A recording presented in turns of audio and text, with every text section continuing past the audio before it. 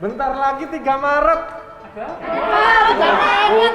Lupa 3 Maret. Apa ya? 3 Maret. Nah, jangan lupa dicatat ya. Mari kita bergabung bersama dalam acara Malam Syukur dan Keakraban HUT GKI Gejayan ke-21.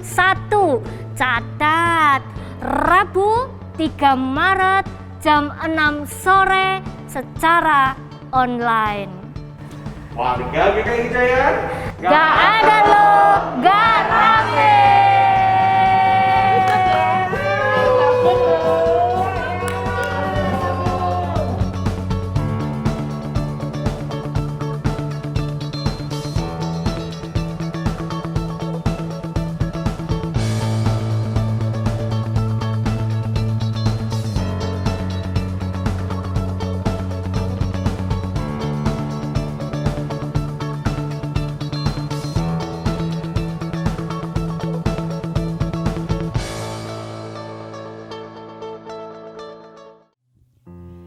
Shalom Jemaat GKI Gejayan, apa kabarnya?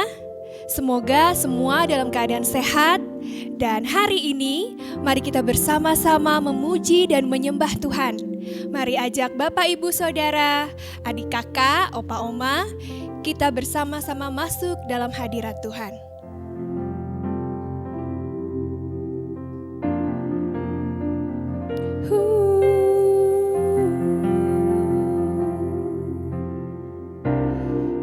Ujilah aku Tuhan, cobalah aku Tuhan, selidiki batinku dan hatiku, mataku tertuju padamu. Aku cinta padamu Tuhan, aku rindu hadirat-Mu Tuhan, aku ingin selalu dekat padamu, menikmati kehadirat-Mu. Ku nyanyi Hosana bagi Rajaku yang duduk di tahta. Aku muliakan dan ku agungkan, Kau layak disembah. Kita nyanyikan Hosana.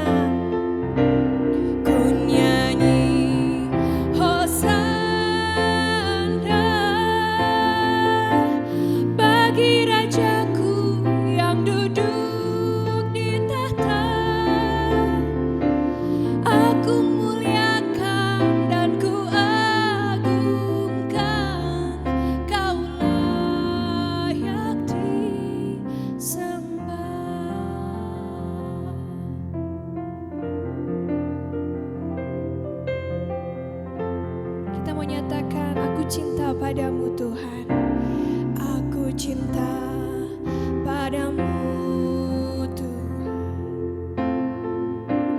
aku rindu hadirat-Mu Tuhan, aku ingin selalu dekat padamu, menikmati kehadirat-Mu. Nyanyi Hosana bagi Rajaku yang duduk di tahta. Aku muliakan dan ku agungkan, Kau layak disembah.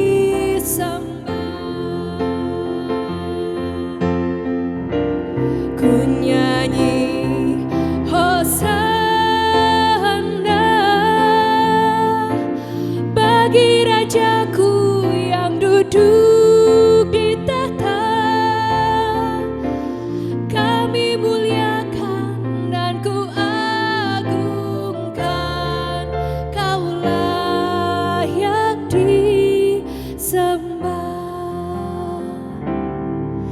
Kau layak disembah, Kau layak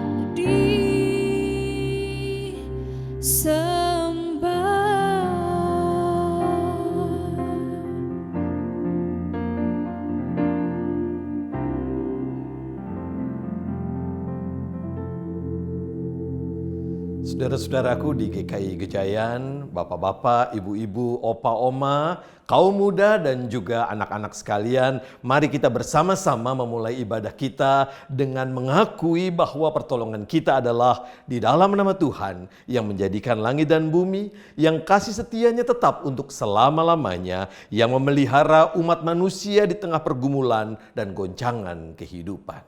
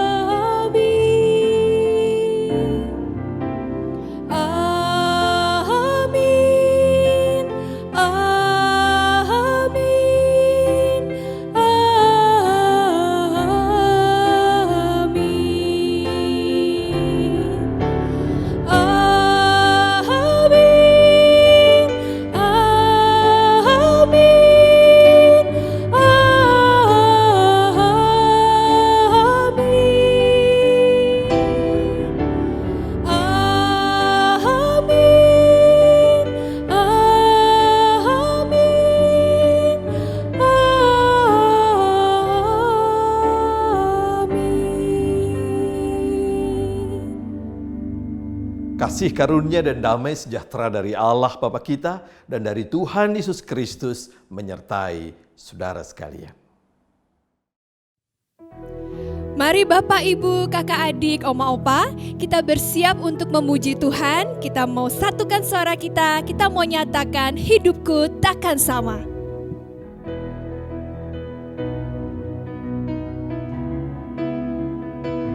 Mari dengan sukacita kita puji Dia.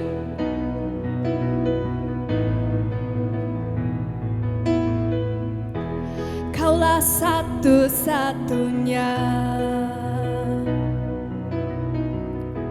sumber dari segalanya. Kau kebenaran yang selalu ku pegang, Kau keyakinanku untuk bersinar terang.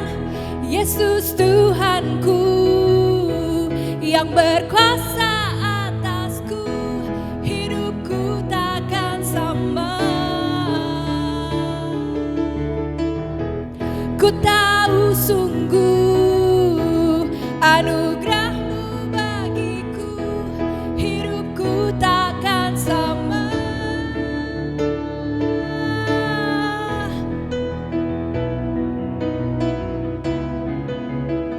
Kita nyanyikan sekali lagi. Kita mau nyatakan, Yesus, Kaulah satu-satunya. Kaulah satu-satunya sumber dari segalanya. Kau kebenaran yang selalu ku pegang, Kau keyakinanku untuk bersinar terang.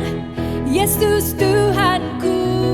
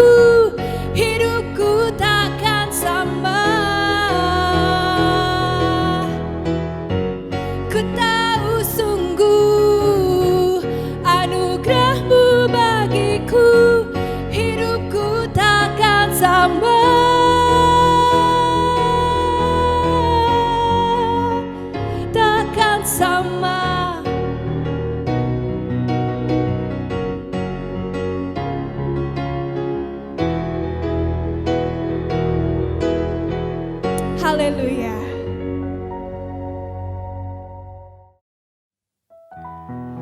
Mari adik-adik sekolah minggu bersama mama, papa, opa, oma, dan kakak, kita memuji Tuhan, kita mau sama-sama nyanyikan Hatiku Penuh Nyanyian. Dengan bersuka cita, dengan bertepuk tangan. Hatiku penuh nyanyian, hatiku penuh nyanyian, hatiku bernyanyi untuk Raja segala raja. Hatiku penuh nyanyian, hatiku penuh nyanyian, hatiku penuh nyanyian, hatiku bernyanyi untuk Raja segala raja. Sembahlah dan pujilah Dia, sembahlah dan pujilah Dia, sembahlah dan pujilah Dia, Raja segala raja. Sembah Dia, sembahlah dan pujilah Dia, sembahlah dan pujilah Dia, sembahlah dan pujilah Dia, Raja segala raja.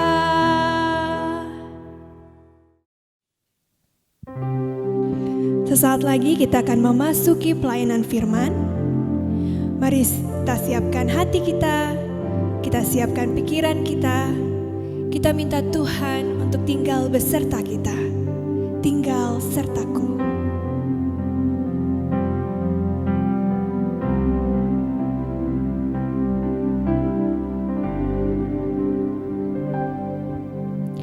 Tinggal sertaku,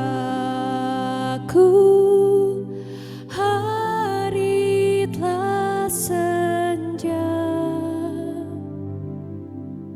gelap makin turun, Tuhan tinggallah.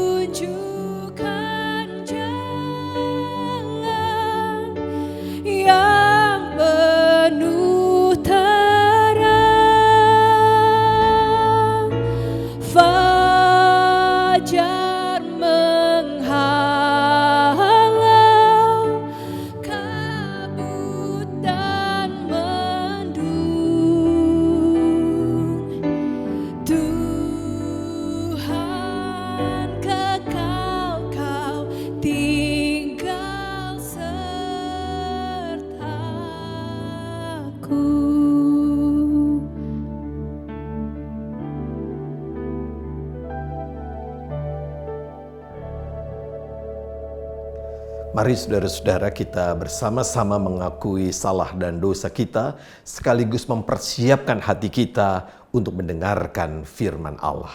Mari kita berdoa. Tuhan, kami bersyukur di tengah-tengah pandemi ini, kami masih memiliki orang-orang yang mengasihi kami. Di tengah keluarga kami, di tengah-tengah jemaat kami bersyukur ada begitu banyak orang yang memberi perhatian. Ampuni kami Bapa kalau kami gagal menyatakan syukur kami lewat kehidupan yang memuliakan Allah. Kami sadar Bapa, sekalipun banyak orang memerhatikan kami masih seringkali mengeluh untuk kehidupan yang kami jalani. Bapa, tolong kami agar kami boleh membangun kehidupan bersama kami di tengah keluarga kami, di tengah jemaat kami, bahkan di tengah masyarakat. Kehidupan yang saling membangun, memerhatikan, memedulikan. Dan Bapa, oleh karena kami percaya akan kasih dan kuasa-Mu, kami mengimani Engkau mengampuni salah dan dosa kami. Dalam hati kami yang terdalam, kami juga memohon belas kasih-Mu agar kami senantiasa diingatkan, dibangun, disadarkan oleh firman-Mu. Dan itu sebabnya kami mau belajar dari firman Tuhan.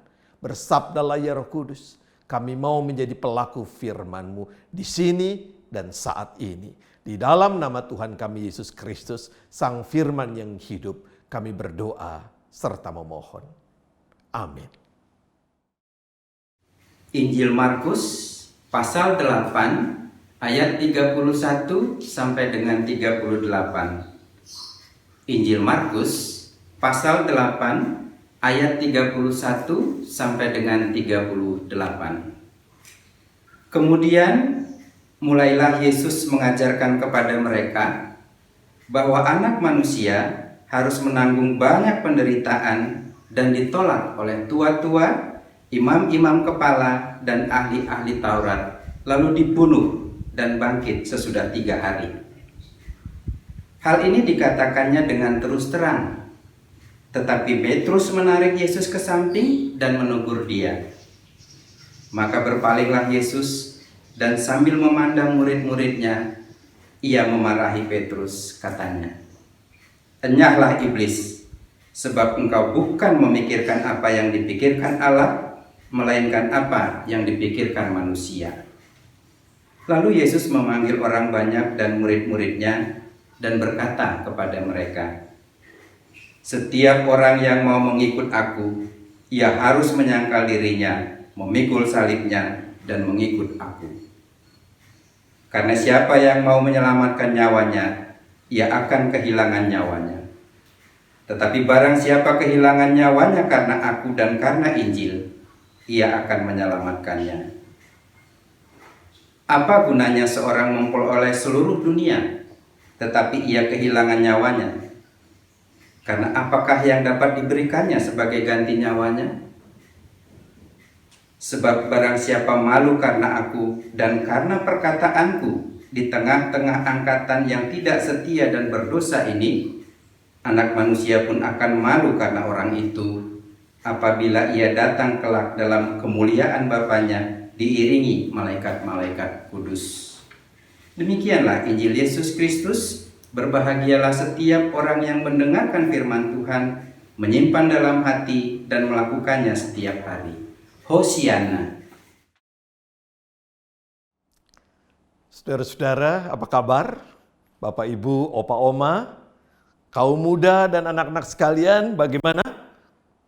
Tetap sehat? Saudara-saudara, antara apa yang kita harapkan dan realitas yang kita jalani seringkali tidak berjalan seiring. Itu pengalaman kita. Mungkin adik-adik pernah punya pengalaman belajar sungguh-sungguh, tiba-tiba hasil ujiannya tidak sesuai dengan keinginan. Apa rasanya? Nggak enak bukan? Nah begitulah saudara-saudara, di masa pandemi ini kita menemukan antara apa yang kita harapkan dengan kenyataan itu seringkali nggak ketemu. Kita berharap memestakan pernikahan anak kita dengan megah dan meriah, tetapi oleh karena pembatasan pandemi ini terpaksa pesta pernikahan ditiadakan dan kita melakukannya secara terbatas, menyiarkannya secara online. Kita berharap usaha kita, bisnis kita berjalan dengan baik, tetapi oleh karena pandemi turun, pembelinya tidak ada. Kita berharap bisa berjalan-jalan di akhir tahun dengan keluarga, tetapi kita tidak menyangka salah satu sanak keluarga kita pergi menghadap Bapa di sorga karena pandemi COVID-19. Saudaraku, betapa tidak menyenangkannya harapan yang tidak terwujud menjadi realita. Dan hari ini kita melihat ada seorang murid Yesus yang gusar karena harapannya dalam mengikut Yesus terlihat akan kandas. Namanya Simon Petrus. Adik-adik pasti sudah tahu bahwa Simon Petrus adalah murid Yesus yang luar biasa. Tetapi hari ini kita membaca dalam Alkitab, ia terkejut ketika Yesus mengatakan akan mengalami penderitaan dan mati. Sekalipun kalau kita membaca Alkitabnya, Petrus sepertinya tidak memerhatikan ada kata bangkit sesudah 3 hari. Pernyataan Yesus tentang penderitaan dan kematian itu sangat mengejutkan Petrus. Kita bisa menduga harapan Petrus dalam mengikut Yesus ternyata menurut Petrus tidak sesuai dengan kenyataan. Apa yang menjadi harapan Petrus kita tidak tahu persis. Bisa jadi Petrus seperti juga orang-orang banyak pada waktu itu mengikut Yesus karena ia kagum, ingin merasakan kehebatan dan mujizat Yesus. Kalau Yesus memang berkuasa, nggak mungkin dia menderita, nggak mungkin dia mati. Kemungkinan yang lain yang lebih dekat dengan kenyataan adalah Petrus ingin berjuang demi kemerdekaan tanah airnya. Merdeka dari penjajahan Romawi. Bagi Petrus, perjuangan itu harus dilakukan bahkan kalau perlu dengan senjata. Nah, itu sebabnya Petrus kita tahu selalu membawa senjata dan pernah digunakan ketika Yesus ditangkap. Apapun harapan Petrus dalam mengikut Yesus, saudaraku, jelaslah harapan itu berbeda dengan apa yang didengarnya, dengan kenyataan yang ia dengar hari itu. Itu sebabnya dalam Alkitab Petrus segera menarik Yesus. Takut kalau Yesus salah bicara, melantur. Tetapi Yesus malah menegur, memarahi Petrus dengan sangat keras. Bahkan menyebut Petrus dengan sebutan iblis. Iblis itu artinya penggoda. Jadi teguran Yesus ini harus dipahami dalam kalimat, enyahlah engkau penggoda, jauh-jauhlah engkau dalam menggoda aku. Kira-kira itu yang dinyatakan oleh Yesus. Nah, teguran ini menarik, saudara-saudara. Mengapa Petrus disebut penggoda? Penggoda adalah sesuatu yang mengganggu atau mengusik. Mengusik kita, mengusik Yesus. Artinya saudara-saudara, tujuan Yesus dalam melayani tengah diganggu atau diusik oleh Petrus. Upaya Petrus berarti juga mengganggu tujuan Yesus berpelayanan. Artinya saudara-saudara, ada perbedaan antara harapan Petrus dalam mengikut Yesus dengan tujuan pelayanan Yesus. Ada perbedaan, bahkan mungkin pertentangan antara tujuan Yesus dan tujuan Petrus. Perhatikan teguran Yesus. Engkau bukan memikirkan apa yang dipikirkan Allah, melainkan apa yang dipikirkan manusia. Saudara-saudara lihat baik bukan? Pikiran Petrus adalah pikiran manusia, tidak seperti pikiran Yesus yang mengikuti pikiran Allah. Mari coba kita refleksikan, saudara-saudara. Apa yang kita pikirkan, apa yang manusia pikirkan ketika ia mengikuti Yesus. Ada sebuah website yang menyebutkan beberapa alasan orang mengikut Yesus. Saya menyebut 3 hal saja dari website itu. Yang pertama, saudara-saudara, dalam website itu dikatakan orang mengikuti Yesus karena percaya semua dosa Anda langsung diampuni. Wow! Kalau begitu saudara-saudara, orang-orang Kristen, gereja-gereja itu tempat yang nyaman dan aman karena orang-orangnya tidak ada yang berdosa. Bukankah kita sudah bebas dari dosa karena begitu percaya langsung diampuni? Saudara-saudara, orang yang punya tujuan, punya harapan semacam ini, mungkin ketika masuk ke gereja, aktif berpelayanan di gereja, dia akan kecewa. Kok di gereja seperti ini ya? Kok di gereja ada orang yang berantem ya? Kok di gereja ada yang suka ngomongin orang ya? Dan lain sebagainya. Yang kedua, saudara-saudara, dikatakan orang mengikuti Yesus supaya apa? Supaya kebutuhan duniawi dan materialnya dipenuhi oleh Tuhan melalui gereja. Saudara-saudara, banyak orang menurut website ini ikut Yesus karena dia percaya Tuhan akan memberikan berkat-Nya bahkan secara melimpah.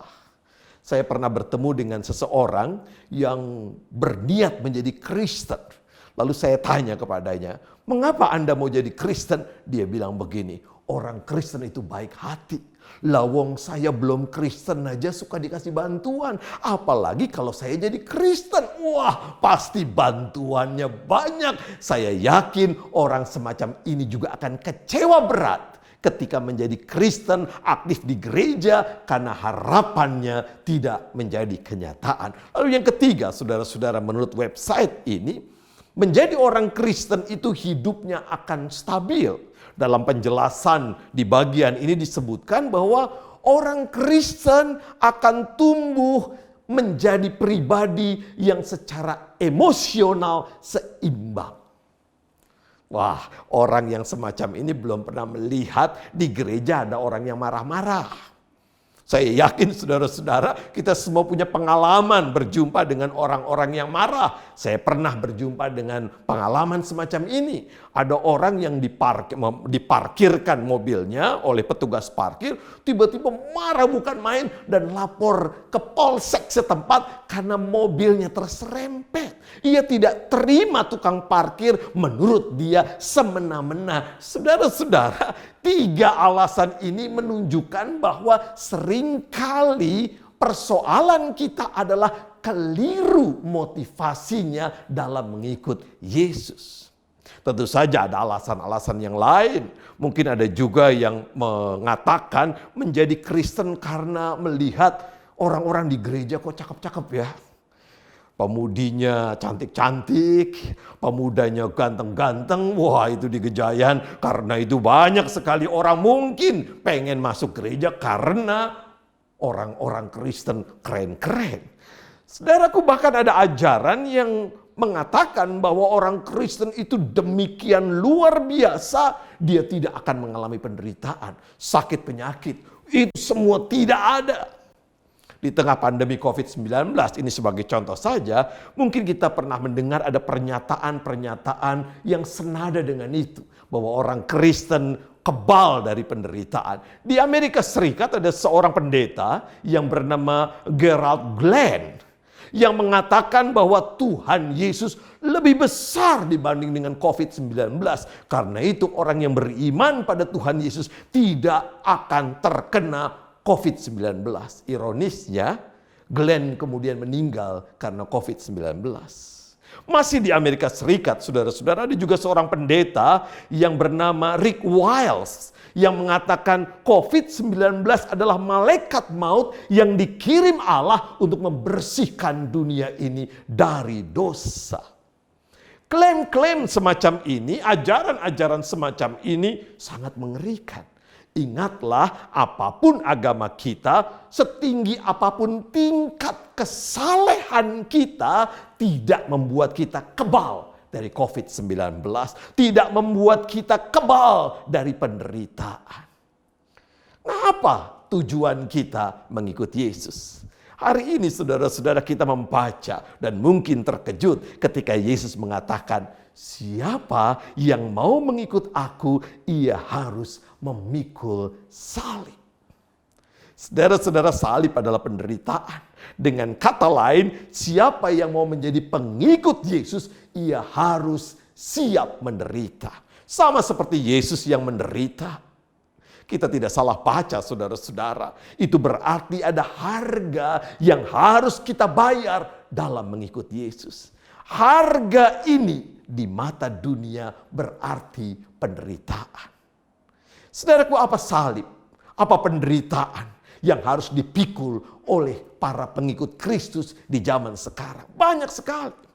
Yang menarik saudara-saudara dalam bacaan kita, salib itu dikaitkan dengan identitas.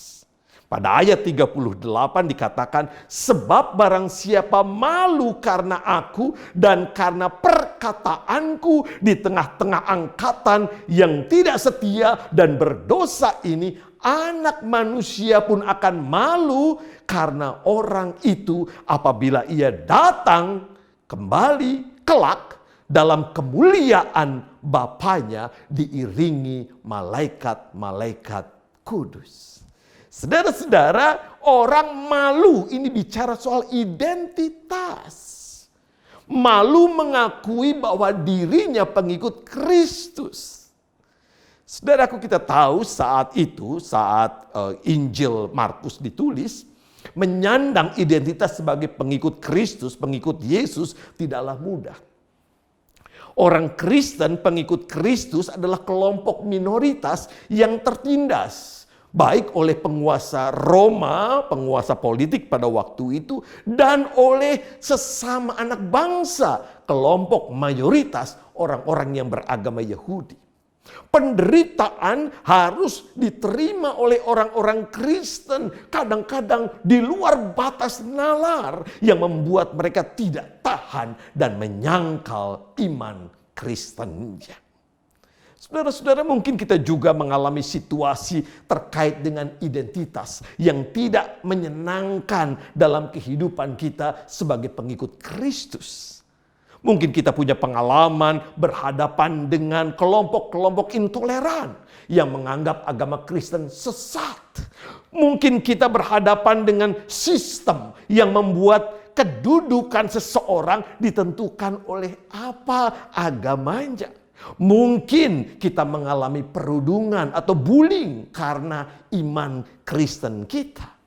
Sekalipun demikian, saudara-saudara, kita tetap perlu bersyukur karena telah banyak upaya yang dilakukan baik oleh pemerintah, lembaga-lembaga tertentu, dan juga pribadi-pribadi yang berjuang memerangi radikalisme di Indonesia. Saudara-saudara, hari ini Tuhan mengingatkan kita, apapun yang terjadi, tetaplah menjadi pengikut Yesus yang setia. Apapun yang terjadi, saudara-saudara, penderitaan misalnya, itu semua adalah harga yang harus kita bayar. Apakah harga yang kita bayar dalam mengikut Yesus itu murah? Tidak. Harga yang harus kita bayar dalam mengikut Yesus itu mahal. Di sini kita bisa belajar dari seorang teolog Jerman yang bernama Dietrich Bonhoeffer. Dalam buku terkenalnya The Cost of Discipleship, Bonhoeffer menulis begini. Kristus memberi anugerah kepada kita. Bukan anugerah yang murah, melainkan anugerah yang mahal. Anugerah yang murah adalah anugerah tanpa harus menderita dalam mengikut Yesus. Sebaliknya, anugerah yang mahal menuntut pengorbanan dari kita dalam mengikut Yesus. Itu mahal sebab kita harus mengikut dan membayarnya dengan hidup kita sendiri. Saudara-saudara lihat baik bukan? Bonhoeffer kemudian mati, dihukum mati oleh karena iman percayanya pada Yesus Kristus. Lalu pertanyaannya, apa yang luar biasa dari Yesus sehingga kita perlu melanjutkan mengikut Yesus di masa kini?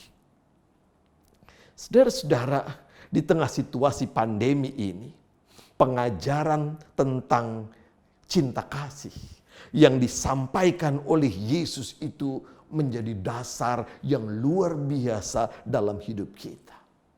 Pengajaran-pengajaran Yesus yang luar biasa itulah yang mestinya mendorong kita mengikut Dia dengan setia.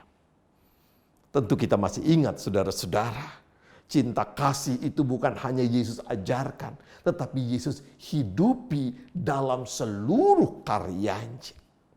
Yohanes 15 ayat 12 mengatakan, inilah perintahku, yaitu supaya kamu saling mengasihi seperti aku telah mengasihi kamu. Saudara-saudara, perintah ini menunjukkan bahwa cinta kasih amat penting. Cinta kasih itu menjadi prinsip, basis, pondasi bagi seluruh karya Yesus dan seluruh karya kita. Bahkan kita bisa mengatakan cinta kasih adalah tanda identitas seseorang yang mengaku pengikut Yesus Kristus. Tegasnya saudara-saudara, cinta kasih adalah cara hidup Yesus. Dan karena itu menjadi cara hidup kita yang tampak, yang terlihat. Dan itulah identitas sebagai pengikut Kristus. Saudara-saudara, mungkin kita bertanya, apa yang Yesus lakukan kalau ia hidup di tengah pandemi ini? Ada seorang teolog, James Martin S.J. dari Amerika, yang menulis apa yang Allah lakukan di tengah pandemi. Ia menuliskan bahwa pada zaman Yesus hidup, Yesus berada di tengah lingkungan kehidupan yang tidak mudah. Lingkungan yang kotor, berbau, dan tidak sehat. Lebih lanjut, Martin mengatakan di masa Yesus hidup ada flu, ada jenis flu yang mematikan. Menjadi epidemi, bukan pandemi. Menjadi epidemi yang berbahaya pada waktu itu. Namun, Yesus justru turun ke jalan-jalan. Bagi Yesus, mereka yang sekarat, tergeletak, sakit, bukanlah orang lain, melainkan sahabat-sahabatnya. Bagi merekalah Yesus rela berkorban. Perhatikan baik saudara-saudara. Cinta kasih bukan hanya diajarkan lewat kata, tetapi dihidupi melalui tindakan-tindakan Yesus. Kalau kita mengikut Yesus, itu berarti kita belajar dari Yesus. Mengikut Yesus di masa kini berarti menurut hemat saya adalah terlibat dalam kehidupan bersama di bumi ini. Perlu ditegaskan, keterlibatan itu kita lakukan justru karena identitas kita sebagai pengikut Kristus. Keterlibatan berbagi kasih pada mereka yang menderita sebagaimana yang sudah kita lakukan saat ini perlu terus kita lanjutkan. Keterlibatan bukan hanya untuk orang Kristen saja, tetapi meluas kepada sebanyak mungkin orang. Eka Dharma Putra almarhum seorang pendeta GKI, ia pernah mengatakan begini, something which is good only for Christian is un-Christian. Saudara-saudara lihat baik, luar biasa, sesuatu yang baik hanya untuk orang Kristen saja justru bukanlah sikap seorang Kristen. Ketika kita hanya memikirkan kelompok kita, ketika hanya memikirkan gereja kita, ketika kita hanya memikirkan jemaat kita, hati-hati. Jangan-jangan kita bukan pengikut Yesus yang setia. Ini berarti saudara-saudara identitas kita bukanlah identitas yang sempit, dikitari oleh tembok yang tinggi dan tebal. Bukan. Identitas kita sebagai pengikut Kristus adalah identitas yang justru membuka diri. Menjalin persahabatan dengan semua orang. Hadir menemani mereka yang menderita. Mereka yang membutuhkan kekuatan, menguatkan mereka yang berderai air mata, sesama kita yang ada di sekitar kita, menopang dan meneguhkan mereka yang kehilangan pengharapan. Mudahkah saudara-saudara dengan demikian mengikut Yesus di saat ini? Tentu saja tidak. Manusia cenderung egosentris, memikirkan dirinya sendiri, dan itulah salib yang harus kita pikul dalam mengikutnya. Untuk dapat kuat memikul salib, saudara-saudara, maka jangan pandang kekuatan kita. Kita akan mudah lelah kalau hanya memandang kekuatan kita. Pandanglah Yesus yang tersalib. Ingatlah gema sabdanya pada ayat 35. Barang siapa kehilangan nyawanya karena aku dan karena Injil, ia akan menyelamatkannya. Dan itulah yang terjadi pada Yesus. Ia setia pada Sang Bapa. Dan Allah menganugerahkan kehidupan, kebangkitan. Dan ini yang akan terjadi buat kita. Itu berarti saudara-saudara, harga yang harus kita bayar dalam mengikut Yesus tidak sebanding dengan sambutan Sang Bapa yang menopang merengkuh kita dalam kemuliaan-Nya. Saudara-saudara, beberapa saat setelah pandemi, saya mencari sesuatu yang membuat saya dapat beraktivitas. Karena masa di rumah saja itu menggelisahkan termasuk saya. Akhirnya saudara-saudara, saya memilih menjadi goeser. Pesepeda pemula. Salah satu, karena saya masih pemula, kelemahan saya adalah tanjakan. Jadi kalau saya naik sepeda, tanjakan, aduh itu ngos-ngosan luar biasa. Apalagi saat ini kan bersepedanya harus menggunakan masker. Aduh, rasanya ada tanjakan itu melelahkan. Jalur Kaliurang adalah jalur yang paling berat. Bahkan sebelum berangkat kalau mau goes ke Kaliurang, rasanya udah capek duluan. Kenapa? Membayangkan melewati tanjakannya. Saudara-saudara, apa yang bisa saya lakukan supaya saya bisa sampai ke Kaliurang? Maka jawabnya adalah berfokuslah pada tujuan. Pikirkanlah tujuan. Pikirkanlah apa yang akan saya capai di sana. Saudara-saudara, dan itu yang membuat saya kuat. Goes ke Kaliurang. Apakah dengan berfokus pada tujuan membuat hidup kita, penderitaan kita menjadi ringan? Tidak. Tetapi saudara-saudara, dengan berfokus pada tujuan, kita punya kekuatan ekstra untuk sampai kepada tujuan hidup kita. Demikianlah dalam mengikut Yesus, saudara-saudara. Kita akan punya kekuatan ekstra ketika kita berfokus kepada Yesus sebagai pengikut yang sejati. Saudara-saudara, jangan melihat harga yang harus kita bayar dalam mengikutnya. Tetapi pandanglah, lihatlah harga yang Yesus bayar untuk mengasihi dan menebus kita. Sekarang saudara-saudara, berpulang kepada kita. Maukah kita membayar harga dalam mengikut Yesus? Tuhan mencintai kita semua. Amin. Mari saudara-saudara, kita berdoa.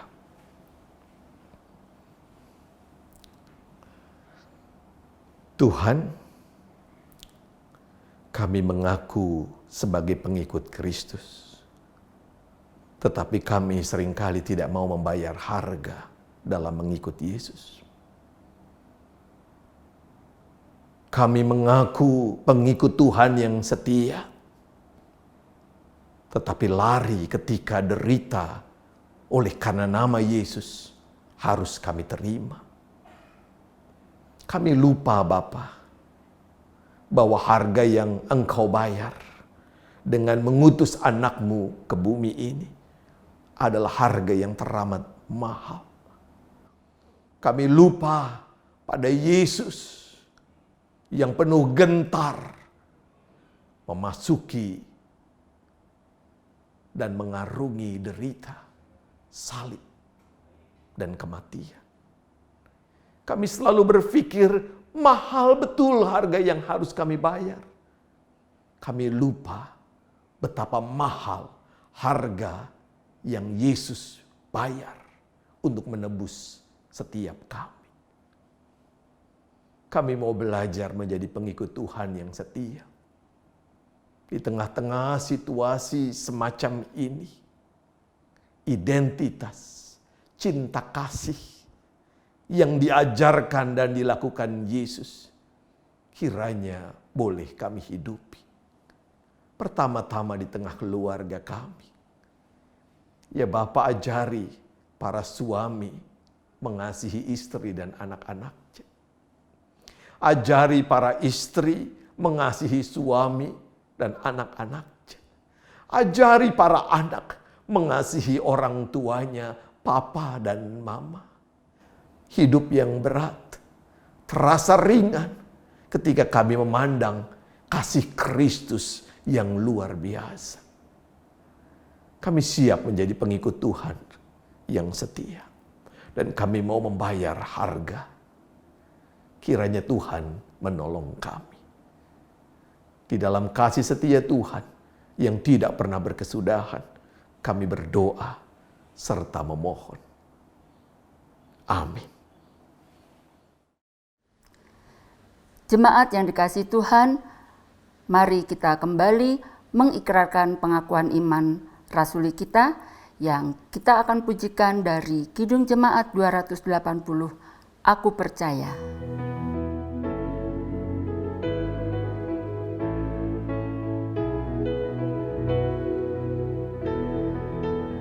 Aku percaya Allah yang kekal, yang oleh sabda kita kenal, Bapa pencipta alam semesta, yang mengasihi manusia.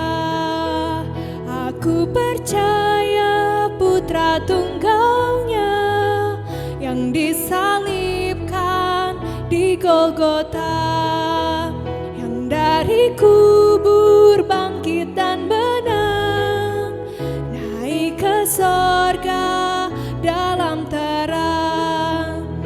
Aku percaya pada Roh Kudus yang mendiami kita terus. Aku percaya gereja yang esa, ku jadi suci di dalamnya.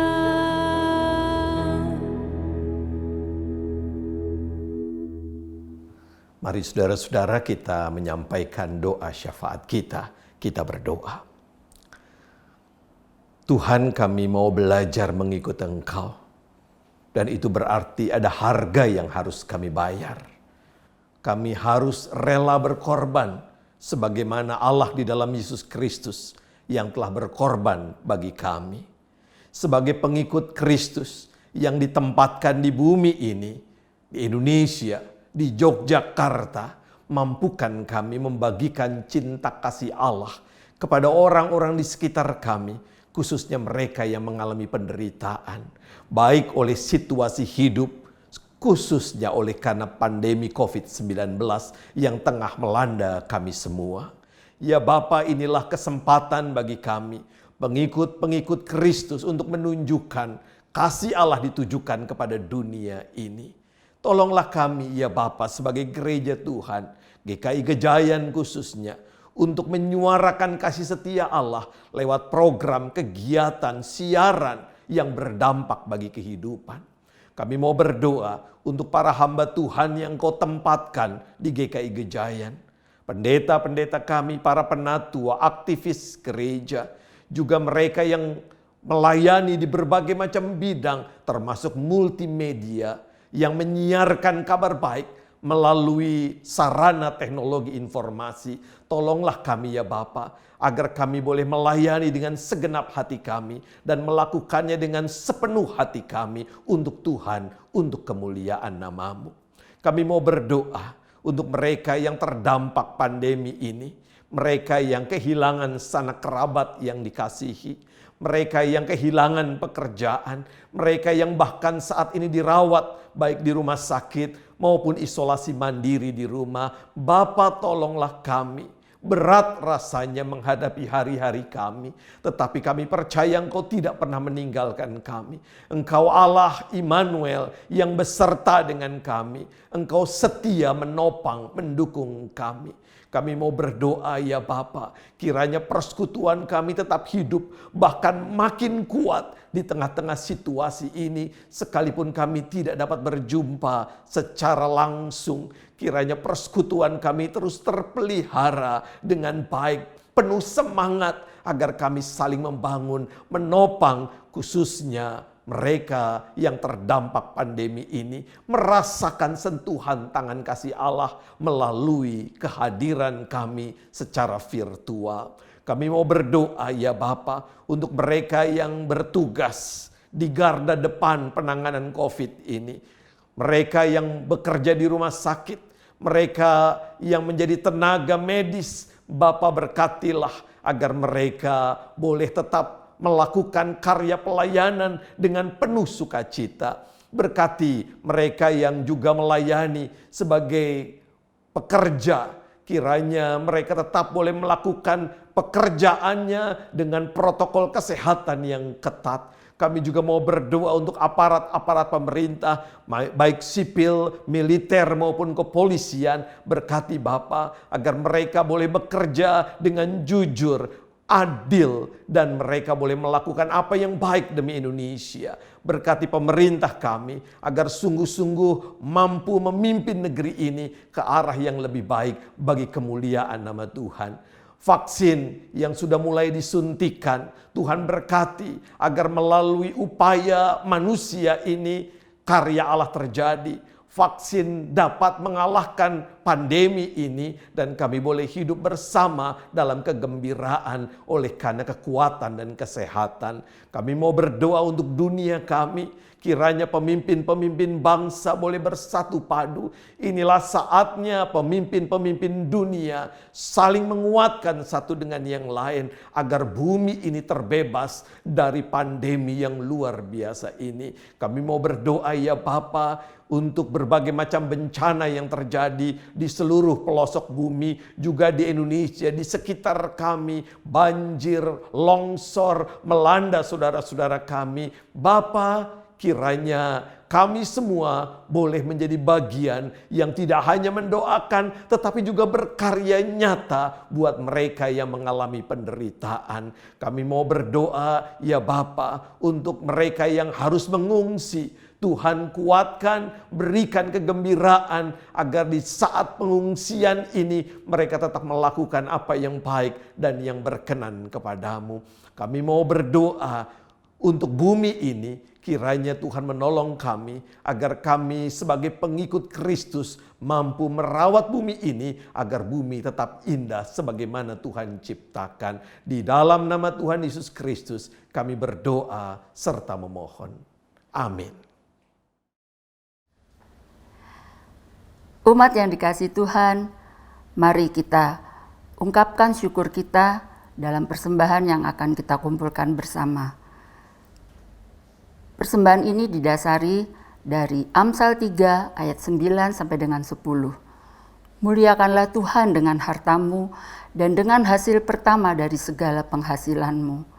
Maka lumbung-lumbungmu akan diisi penuh sampai melimpah-limpah, dan bejana pemerahanmu akan meluap dengan air buah anggurnya.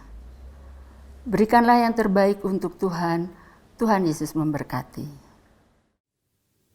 Mari kita mempersembahkan persembahan yang terbaik untuk Tuhan dengan bersama-sama diiringi lagu Bila Topan Keras Melanda.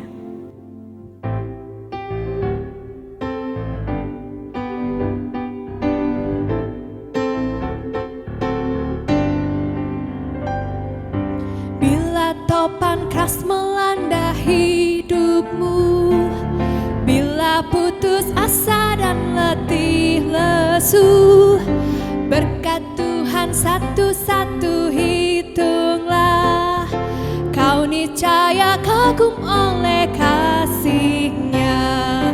Berkat Tuhan mari hitunglah, kau kan kagum oleh kasih-Nya. Berkat Tuhan, mari hitunglah. niscaya kagum oleh kasih-Nya. Kita nyanyikan lagi baitnya yang kedua.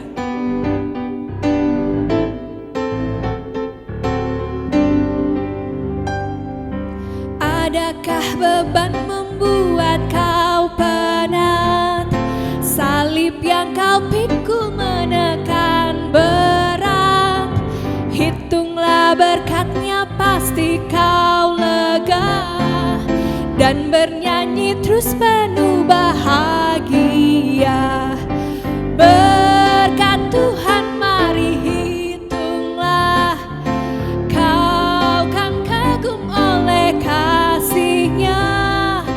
Berkat Tuhan mari hitunglah, kau niscaya kagum oleh kasih-Nya.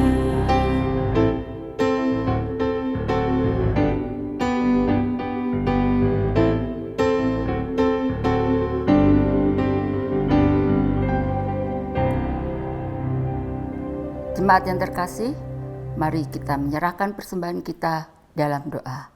Mari kita berdoa. Bapa yang bertahta di kerajaan surga, Bapa yang kami kenal dan sapa melalui putra-Mu yang tunggal, Tuhan kami Yesus Kristus. Ya Bapa, kami sungguh bersyukur atas kasih dan penyertaan-Mu yang tidak pernah berkesudahan di dalam hidup dan kehidupan kami. Bapa, begitu banyak berkat dan anugerah yang senantiasa kami rasakan. Ketika di saat-saat pandemi seperti ini yang belum berakhir ya Tuhan, tapi kami merasakan Tuhan tidak pernah meninggalkan kami. Tuhan tetap menyertai kami. Ya Bapa, saat ini kami ungkapkan syukur kami melalui persembahan yang sudah kami kumpulkan. Tuhan, terimalah persembahan syukur kami, berkati dan kuduskan, sehingga persembahan ini menjadi layak di hadapan-Mu, dan boleh kami pergunakan untuk pelayanan di gereja kami di sini. Ya Tuhan, terlebih berkati pakai hidup dan kehidupan kami sebagai persembahan yang harum dan benar di hadapan Tuhan. Dan berkati juga kami yang mengelola persembahan ini Tuhan, kami sungguh takut dan bertanggung jawab untuk tugas dan pelayanan kami. Di dalam nama Tuhan kami Yesus Kristus kami berdoa dan mengucap syukur. Amin. Mari kita akhiri ibadah kita hari ini dengan semangat baru menjadi pengikut Tuhan sejati. Dengan bersuka cita kita pujikan Hai Bangkit bagi Yesus.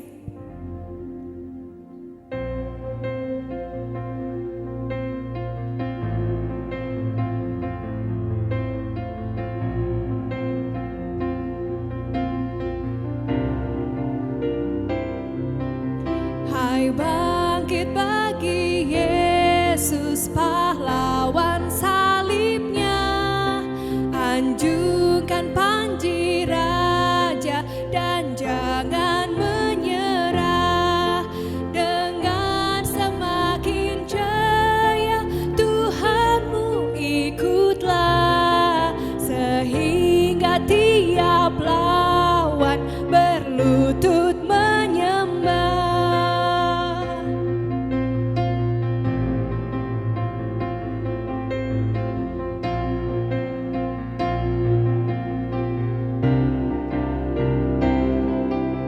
Hai bangkit bagi Yesus, dengar panggilannya, hadapilah tantangan harinya inilah, dan biar tak terbilang pasukan kuasa gelap, semakin berbahaya, semakin kau tegak.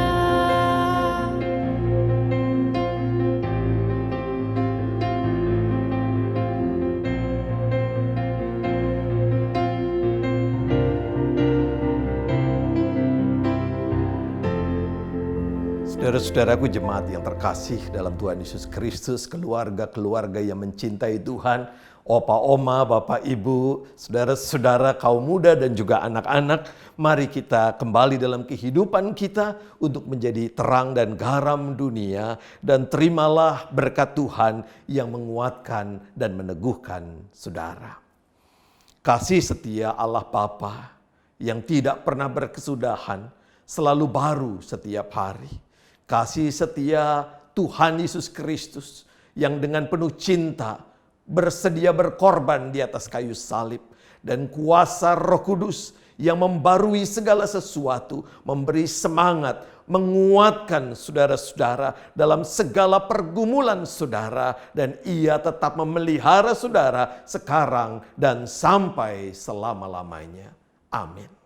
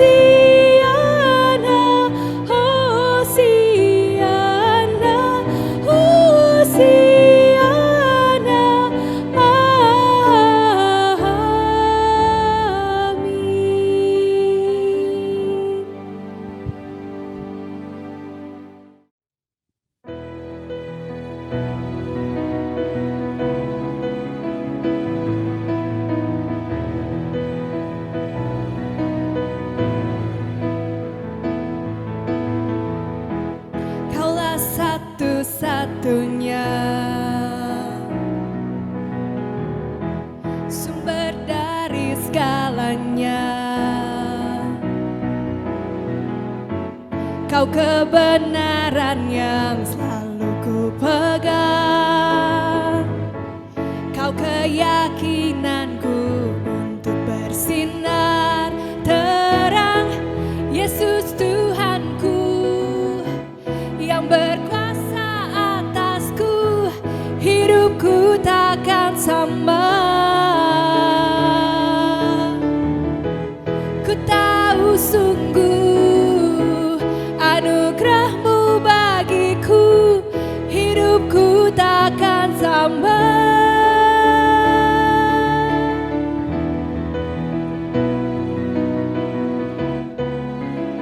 Takkan sama.